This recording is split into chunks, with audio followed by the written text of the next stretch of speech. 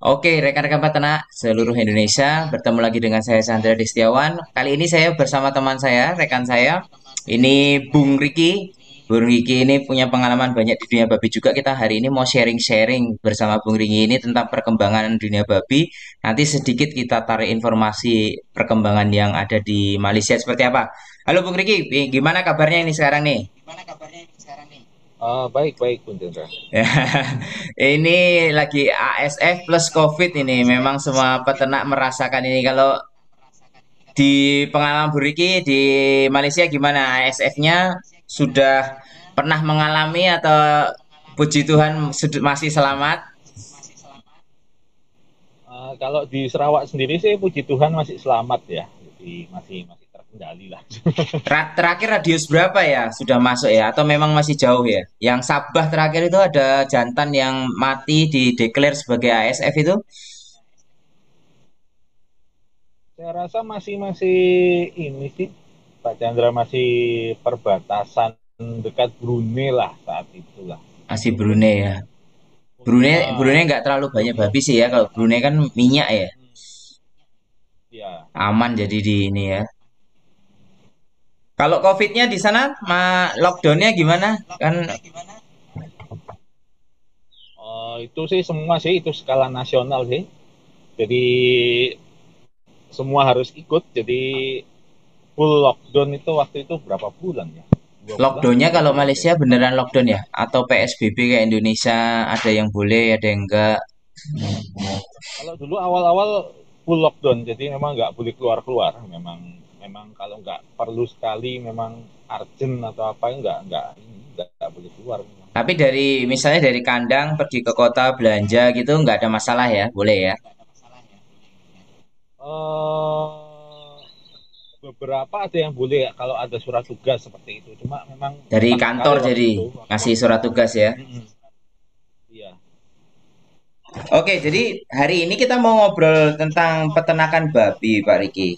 Jadi concern saya tuh sekarang ini adalah pengen ngajakin teman-teman yang sudah pernah punya pengalaman di luar negeri ini untuk kembali ke Indonesia, mengembangkan peternakan babi yang ada di Indonesia setelah porak-poranda diserang ASF, terus juga COVID, sekarang juga perekonomian belum pulih. Jadi pengen apa sedikit memperkenalkan expert-expert dari Indonesia. Jadi jangan karena jadi ada kesan begini loh, kan ada dikarenakan dari luar negeri di yang lokal-lokal dirasa kurang mumpuni sehingga beberapa perusahaan juga masih mempergunakan tenaga kerja asing yang saya tahu masa kerjanya kan harusnya dibatasin. Tapi yang di Indonesia ini nggak tahu gimana ceritanya, banyak seperti yang perusahaan kita dulu lama, juga masih orang-orang lama mungkin udah puluhan, hampir 10 tahun mungkin ada di situ ya kan. Kita nggak perlu sebut nama, kita nggak perlu sebut ini, tapi kita sama-sama tahu banyak technical-technical asing untuk ngurusin babi datang dan dalam kurun waktu yang lama. Jadi saya merasa sih setelah saya keliling sampai Vietnam, Malaysia juga orang-orang Indonesia yang masuk ke peternakan babi ini yang bahkan sampai ke luar negeri juga saya rasa sudah mumpuni untuk berbuat banyak bagi peternak Indonesia ataupun di perusahaan babi. Jadi mungkin boleh diceritakan sekilas Pak ini Bung Riki ini tentang pengalamannya. Jadi yang saya tahu kita dulu sama-sama di Pulau Bulan. Nah, mungkin nanti diceritakan perjalanan karirnya sehingga bisa sampai ke Malaysia gitu. Silakan. Ya dulu awal sih lulus kuliah sih masih masih ini ya, masih pertama-tama masih di Pokpan di Ayam. Terus Oke. baru tahun 2012 itu masuk ke Pulau Bulan, hampir 2 tahun baru nyoba cari yang lain. 2000 berapa itu ya Pulau Bulan ya? 2015 Oh 2015 oke. Ha. saya desain terus keluar, baru 2000 berapa itu kemarin, 2020 ya, 2020 baru kerja di Sarawak Malaysia di peternakan babi itu. Nama perusahaannya apa ya kalau yang di Sarawak itu? Itu Pangseng Farm. Pangseng Pan. Oke, jadi eh, indukan berapa levelnya kalau di yang di Malaysia? Dulu sih awal kita yang produktif show-nya sekitar 900-an pertama kali saya Itu masuk. satu farm ya, satu owner ya. Satu owner. Terus terakhir saya ini balik karena lockdown sekitar hampir 1.400 sih. Oh, sempat naikin populasi malah di masa-masa apa ASF ya. Itu targetnya dari bosnya kan. Hmm, hmm, hmm. Nah, ini kalau ngobrolin ya, apa peternakan babinya Malaysia ini kan sebetulnya kondisinya hampir sama dengan Indonesia. Artinya di tengah negara mayoritas Muslim, bahkan mereka pakai sultan kan untuk pimpinan provinsinya. Nah, menurut Bung Riki, kenapa peternakan babi di sana bisa berkembang dan eksklusif gitu, dipegang beberapa swasta gitu, tidak hanya satu atau dua monopoli gitu kan. Jadi bisa bisa ada persaingan kompetisi sektor swastanya dan perkembangannya menurut saya sih jauh lebih apa ya, lebih maju dibanding Indonesia. Itu kalau dari sisi itunya kalau Bung Riki lihat kenapa ya? Jadi apa yang bisa dibawa pesannya ke Indonesia supaya sektor babinya juga berkembang walaupun di tengah-tengah mayoritasnya juga muslim gitu. Oke, kalau di Sarawak sama Sabah itu kan memang mayoritas penduduknya kan suku Dayak ya. Mm-mm. Ya betul ya Pak Chandra ya. Suku Mm-mm. Dayak jadi yang Muslim mungkin jadinya minoritas dibandingkan dengan yang di daerah Semenanjung atau Kuala Lumpur dan sebagainya itu di Malaysia Oke, iya iya iya. Barat ya, di Malaysia Mm-mm, Barat. mm-mm, Kalau mm-mm. kita kan Malaysia Timur, jadi terus konsumsi babinya itu hampir setara dengan konsumsi ayam sih. Gitu. Jadi saya rasa sih sama rata gitu loh. Apalagi orang Dayak itu suku di sana kalau memang dia ada pesta, ada banyak kan pesta-pestanya atau mungkin kumpul-kumpul keluarga itu biasanya mereka menggunakan lebih banyak sih menggunakan daging babi. Terus di sana juga dukungan ini ya. Saya rasa kalau ngurus seperti farm, kalau babi selain dukungan lingkungan, saya rasa nggak terlalu susah ya sepertinya izinnya. Terus nggak seribet di sinilah saya rasa sih gitu loh untuk perizinannya sih. Jadi itulah yang mungkin membuat mereka lebih berkembang gitu. Kalau terakhir itu waktu saya di sana, informasi yang didapat itu kan walaupun swasta, tapi tanahnya kan nggak bisa dibeli kalau di Malaysia kan, itu punyanya sultan kan. Jadi statusnya seperti Sebagai sewa gitu kan. ada yang sewa, ada yang mungkin kalau orang orang dalam ya istilahnya orang dalamnya kerajaan atau yang gelarnya Oh iya, datuk ha, atau ha, apa bener. mereka kan dihibahkan dan tanah Iya. gitu kan. Jadi ada beberapa yang mungkin kalau orang lokal kan boleh gitu loh, boleh beli tanah gitu loh. Kalau yang Mm-mm. pendatang itu kan yang susah. Ya, kayak yang di Sabah dulu itu kan ownernya farmnya yang saya kerja itu kan dari Singapura. Makanya yang saya tangkap itu sultannya memang mendesain tanah itu untuk jadi kandang babi. Jadi memang dari top top pemimpin itu memang pengen ada kandang babi dan dia sudah hitung tuh populasinya dia untuk Sabah ini butuh berapa ribu indukan gitu. Jadi dia udah plot. Jadi ketika udah bangun kandang, jadi pengalaman ini yang di Kinabalu, di Keke, itu sultannya bikin jalan, Ki.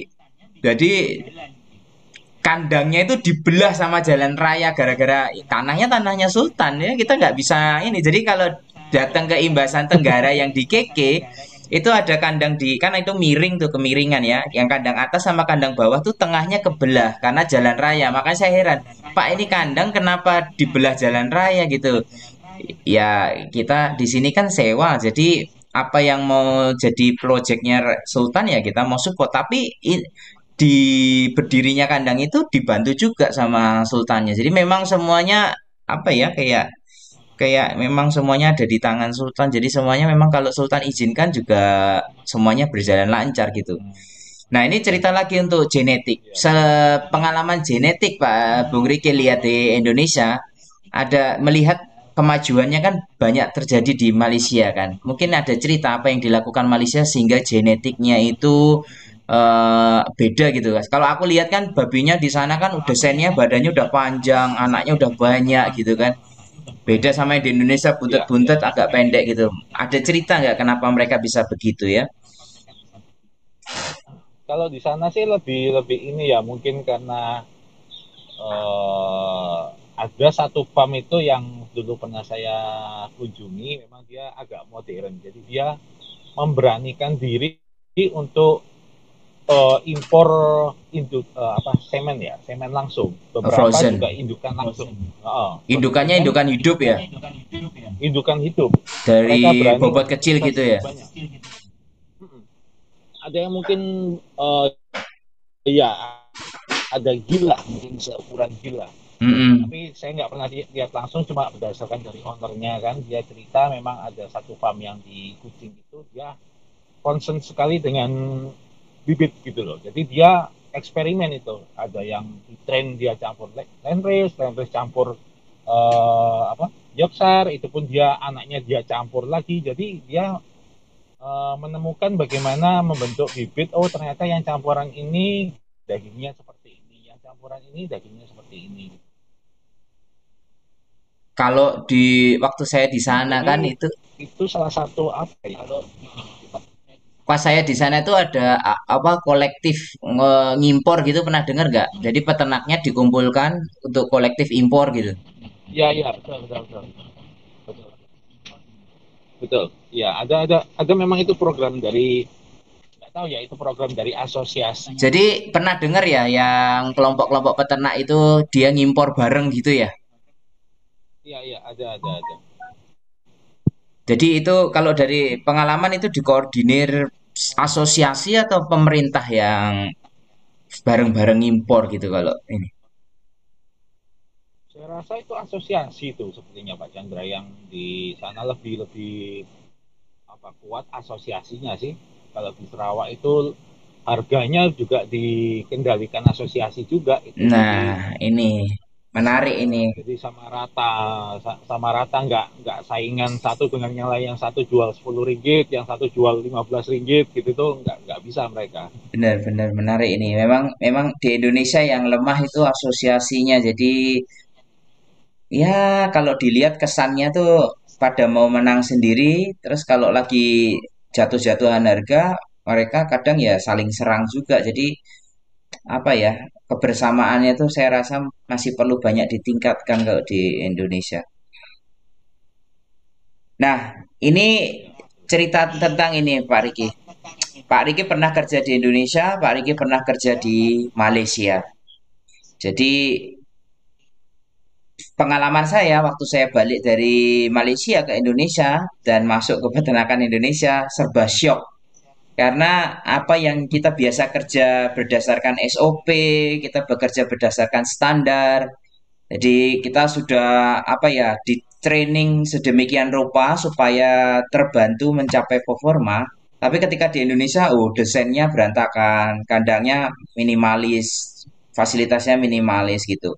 Jadi bayangkanlah kondisinya hampir sama dengan di Pulau Bulan itu udah kelasnya udah bagus untuk di Indonesia. Bahkan masih banyak lagi yang di bawahnya Pulau Bulan.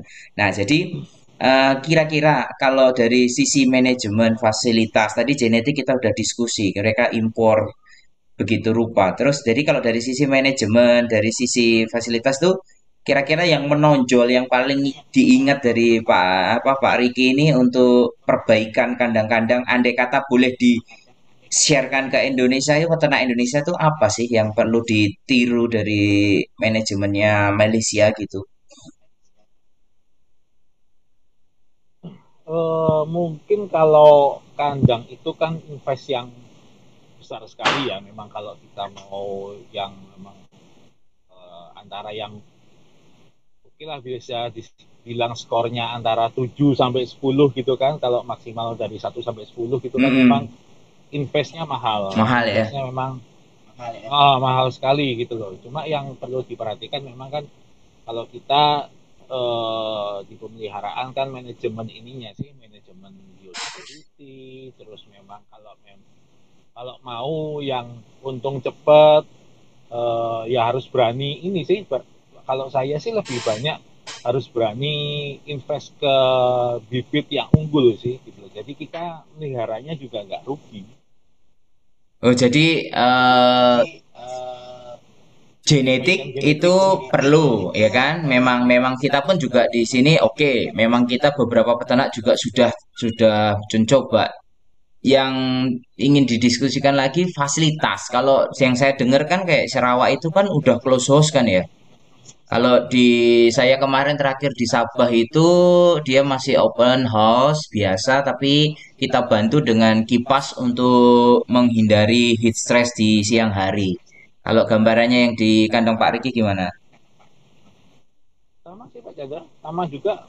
Malah yang ini baru baru yang terakhir saya ini mau bongkar kandang porker karena sudah belasan tahun, jadi sudah jelek sekali itu, porker baru mau dibongkar itu. Jadi terus apa sama juga kok close house, cuma penataannya banyak barang yang bosnya mau invest banyak, kandang agak modern sedikit, lalu untuk harganya agak murah gitu, jadi dia impor kandang yang langsung jadi itu satu set itu dia impor dari Cina gitu.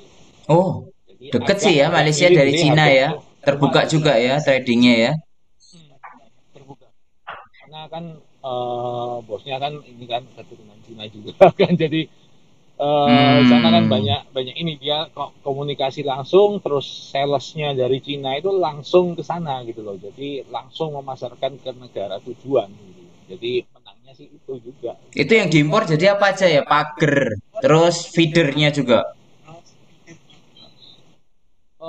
Tergantung request kita. Kemarin saya apa ya, lampu itu pun dari lampu pemanas, Mm-mm. feeder, terus cage-nya, kandangnya itu satu set sudah, tinggal baut aja, Oke. rantainya, terus sekatnya apa lengkap sih itu sama. Mungkin kalau ada kargonya murah kali ya. Kalau di Indonesia kemarin kita hitung-hitung pakai apa? Yang pengiriman-pengiriman itu karena belinya mungkin cuma satu dua, jadi harganya bisa melipat ganda dibanding kita las di Indonesia. Pak Riki udah lihat di kandang di Indonesia kan yang pakai besi ulir itu dibentuk seperti ini. Jadi hampir sama kayak di Pulau Bulan, tapi kalau Pulau Bulan kan pipa halus ya. Yang pipa ini kan galvanis itu kan. Tapi kalau yang di peternakan lokal itu pakai besi ulir yang buat cor-coran itu dipakai itu. Betul. Jadi kadang babinya kalau gesek ke pagarnya bisa terluka gitu kan, banyak luka gitu. Jadi emang sebetulnya miris sih, tapi kalau nggak difasilitasi seperti impor gitu kan, kalau ya dipaksakan lokal tapi harganya mahal kan jadinya nggak efisien kan. Sebetulnya kalau kita bisa impor harganya murah untuk menekan biaya investasi dalam ya kompromi dikit lah dengan barang impor kan. Nggak semuanya barang impor itu jelek. Kalau kalau bisa lebih murah ya why not gitu kan, persaingan bisnis ini gitu kan. Oke, Ya balas saja Pak Chandra. Jadi impornya kita impor kandangnya, tapi ekspor kita produk babinya ke sana dagingnya gitu. ya. Apa? Kan Iya loh, balas ya. ngelihat China itu dari ASF yang drop sekarang dia harganya udah mulai turun karena populasinya udah mulai banyak itu gila saya bilang Ya betul. nggak nyampe 2 tahun dia recovery. Indonesia ini nggak tahu ini kandang masih banyak kosong, pemerintahnya juga belum kelihatan program restockingnya gimana gitu kan. Oke, jadi menarik ya di babi. Jadi kalau kalau misalnya ini sekarang banyak peternak Indonesia nih pengen belajar gitu, maksudnya Pak Riki open nggak ketika di kontak nanti banyak orang tanya. Karena saya sendiri merasa kewalahan ini meladeni karena pertanyaannya tuh dari yang technical kelas expert sampai technical yang kelas basic. Itu karena kita tahu levelnya kan backyard ya. Jadi backyard itu ada yang udah ngomongin pembibitan, ada yang ngomongin baru diare, ada yang ngomongin kenapa babi nggak mau makan gitu. Jadi, nah ini kan kalau saya ada bantuan-bantuan banyak dari ini kan, jadi nanti silahkan peternak-peternak kalau mau kontak Pak Riki ya. Dan saya di sini menghimbau sih untuk perusahaan obat-obatan, premik atau pakan, technical gitu kan. Ini masih banyak loh orang WNI yang apa ya capable gitu untuk dunia perbabian gitu kan. Jadi silakan di hire buat saya sih nanti kita jadi apa ya? Jadi ya untuk kemajuan peternakan babi kita bisa duduk dulu lah mengesampingkan kepentingan masing-masing gitu kan. Tapi buat saya kontribusinya kalau memang bisa ini kan untuk peternak Indonesia itu sangat bagus untuk mempercepat apa ya pemulihan industri babi gitu kan. Dan saya lihat banyak pabrik pakan yang expand nih karena di broiler persaingannya begitu padat. Beberapa mulai ke ekspansi ke ternak aqua, pakan burung, ada yang ke babi. Nah, ini di babi kan otomatis salesnya kan butuh support teknikal nih. Karena dia nggak pernah jualan pakan babi di peternak. Jadi kalau ketemu masalah, dia ngadepin sendiri kan pasti nggak perform. Nah, dia butuh banyak technical support. Dan kita tahu kita juga lagi nunggu vaksin ASF toh. Nah, kalau udah ada vaksin ASF, otomatis kan nanti juga ada technical supportnya juga untuk mekanisme vaksin. Ada lagi sekarang premik ini kan ada pergeseran nih dari AGP dulunya pakai antibiotik growth promoter sekarang digeser untuk di replace mereka pakai ada yang pakai apa eh pakai probiotik, prebiotik, nanti banyak lagi turunan-turunan produk baru yang ke depan ini akan dideklar sebagai AGP replacer. Nah, produsen-produsen itu pastilah butuh technical untuk menjelaskan kepada tim salesnya apa keunggulan dan kekurangan produk mereka. Jadi kan ini asik nih Pak Riki ketika memang ada open ya kan. Kalau posisinya gimana nih? Kalau dari peternak dulu deh Pak Riki, kalau ada mau konsultasi open nggak ya? Oh, boleh, boleh, boleh.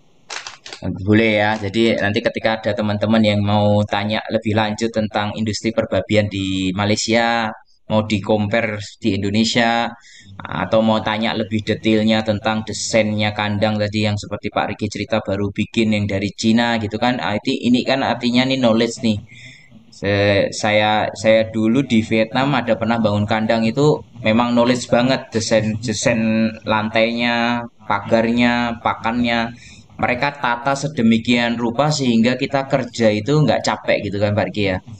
Jadi semuanya sudah didesain sedemikian rupa pintunya, ukurannya, ininya semuanya oke. Jadi silakan nanti lebih detail langsung kontak ke Pak Riki. Nanti setelah saya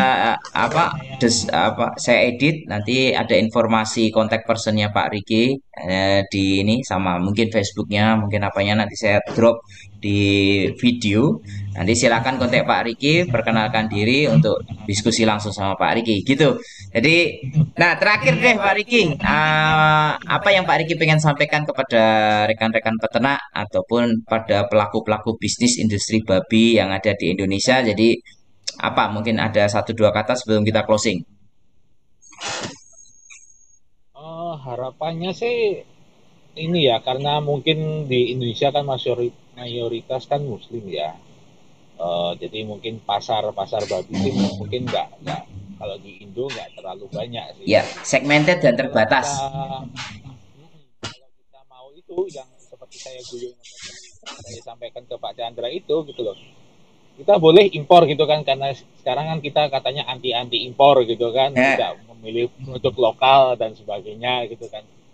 Ya itu bagian dari impor ekspor itu kan bagian dari perdagangan ya. Kalau kita mau nggak kalah ya gitu loh. Mungkin kita impor barang dari sana dengan harga murah, tapi kita hasilkan produk babi yang berkualitas. Jadi kita bisa ekspor gitu loh. Kalau di pengalaman saya di Sarawak aja gitu kan tempat kerja saya itu sampai kurang-kurang kita supply gitu loh. Sampai saya yang mati-matian meningkatkan iya ya, populasi dari gitu loh. Di mana 900 sampai ke berapa? 1400 ya. hampir 1.400. Itu Sampai kenaikan yang kita gede. sampai tiap hari sampai kita kadang kita ngambil dari daerah lain gitu loh sampai sampai segitunya kan Itu cuma babinya ibu lokal atau memang ekspor ya? lokal lokal saja kita Untuk produksi lokal konsumsi saja lokal tuh. karena kita di sana itu sempat kalau dari kita istilahnya ekspor ya karena negara bagian ya dari daerah Kuala Lumpur dan sebagainya itu agak susah gitu loh. Masuknya agak susah karena di sana Hmm. kan pernah ada kasus Oh ya, PSF status kan. kesehatannya ya. Kasus kesehatan. Tahu Jadi nggak? Aku pernah cerita sama peternak Kuala Lumpur kan, program vaksinnya mereka tuh ada 7 atau 8 vaksin ya masuk ya. Saya gila, semuanya divaksin orang Kuala Lumpur. saya pikir ini mau buat apa ini. Iya loh, beda banget. Sabah itu kan minimalis banget vaksin kan, paling HC gitu kan. Sama Miko pun kita baru-baru kemarin terakhir ini, sebelumnya cuma HC aja. Tapi salesnya bilang kan, oh Kuala Lumpur programnya, wah tak liatin hampir 5 sampai 7 vaksin mereka pakai, ngeri. Yang capek yang vaksinatornya. Tapi anehnya mereka survive loh, jadi kan masih untung, harganya masih oke kan, dengan cost yang sebegitu besarnya gitu loh. Tapi setuju deh sama Pak Riki. Jadi ini masukan ya. Artinya kita nggak perlu apa ya, nasionalis tapi mati mati konyol gitu. Ketika memang produk dalam negerinya belum bisa kompetitif, ya why not kita impor. Cuma tujuannya dalam jangka waktu yang panjang nggak ketergantungan impor gitu kan. Impor sesekali boleh tapi kita pikirkan bagaimana kita nggak tergantung sama impor. Satu dua kali perbaikan genetik, program pemerintah atau memang asosiasi punya ide gitu kan. Nah setelah itu kalau kandang memang perlu impor, impor. Satu kali didata, satu kali patungan, satu kali datang satu kontainer harganya lebih murah.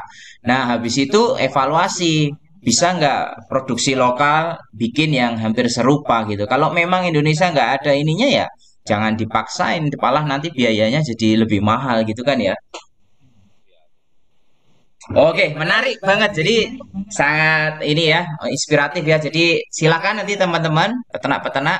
Jadi ya banyak pemain baru Pak Riki, informasi aja. Jadi banyak pebisnis yang punya hotel, punya industri-industri yang sempat macet di masa COVID ini mereka coba manuver ke peternakan babi ataupun ke pertanian. Jadi besar sih harapan saya satu dua investor nanti akan interest. Jadi apalagi perusahaan-perusahaan vendor silahkan untuk bisa apa ya meng-hire banyak lagi expert perbabian sehingga kita bisa memajukan peternakan babi Indonesia bareng-bareng. Thank you Pak Riki untuk kesempatannya.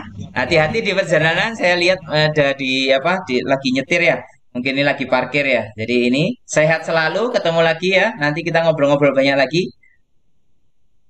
Terima kasih. Yuk, thank you, yuk, yuk. Bye bye, bye bye. Terima kasih ya. Oke.